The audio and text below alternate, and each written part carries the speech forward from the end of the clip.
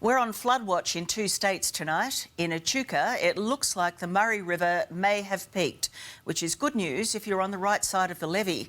But as we know, that's no comfort for those on the wrong side. They consider themselves the forgotten ones.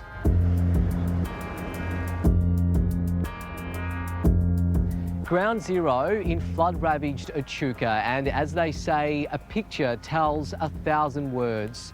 Homes on that side have been spared from the worst. Over here, they're drowning.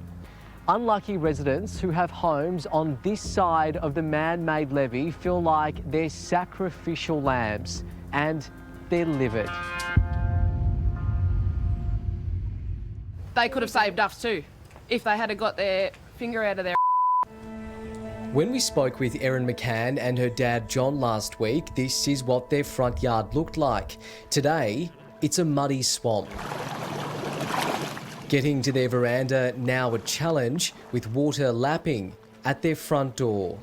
We all feel a bit depleted and shattered, to be honest, in every sense of the word. Are you worried it could come up even higher and into the house? Yeah. Directly opposite, on the other side of the road and the levee, there's barely a puddle. Oh, about it. Considering they did it to us in 1993, you'd reckon they'd have learnt. They've had nearly 30 years since they did this the first time to run flood defences. Erin, John, his wife Louise and pets Haiti and Leo have decided to stay and defend their home. Unpredictable. Yeah. It's totally different to anything we've seen before. The water hasn't even started to recede, but already, the McCanns say, heartless looters have begun ransacking their neighbours' homes. Fella down the road here and another one down there got busted into. One of them dropped their phone and left that behind, so that's going to be handy. But they wouldn't want to come in here. While they're praying their property will be spared, for others in their street, it's too late.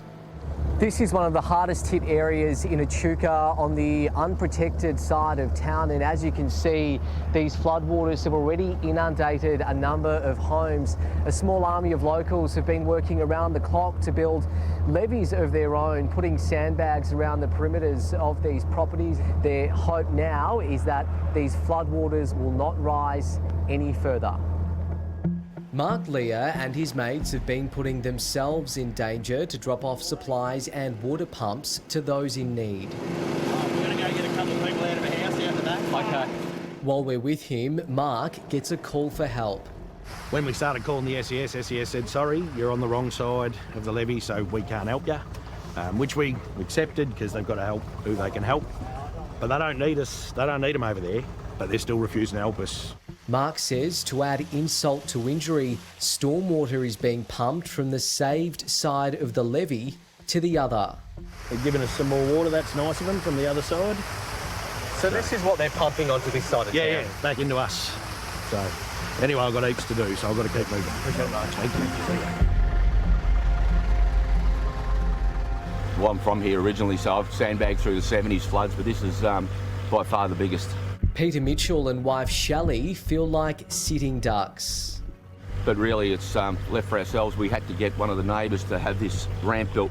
While their home is safe, their backyard a different story. Now a swimming pool. And how far is the river from here? A kilometre that way, and about 3k straight. It goes out, so it's not normally... It's rather beautiful, but it's not normally this high. There is a dollar figure to misery, and this is it. Nick Dean says for years the council refused to build a levee at the back of these homes. He estimates at least 100 houses could have been saved. When the chips are down, you find out who's a decent person and who isn't. Unfortunately, our Campaspe Shire aren't a decent person. We refer to them down here now as the Shire of Catastrophe.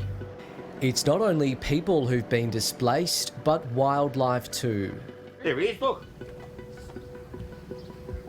Jeez. Poor bugger's saturated. He got nowhere to go, has he? He's worse off than us. So is council to blame for this? Of course they are. 100%. 100%. When this goes down, we need to fix this once and for all, so we don't have to go through this rubbish again and put people through the stress. For many, the nervous wait continues, heartbreak turning to anger, and the cleanup hasn't even begun. We're running on pure adrenaline and a little bit of exhaustion too, but we won't fully realise and probably break down until after the cleanup.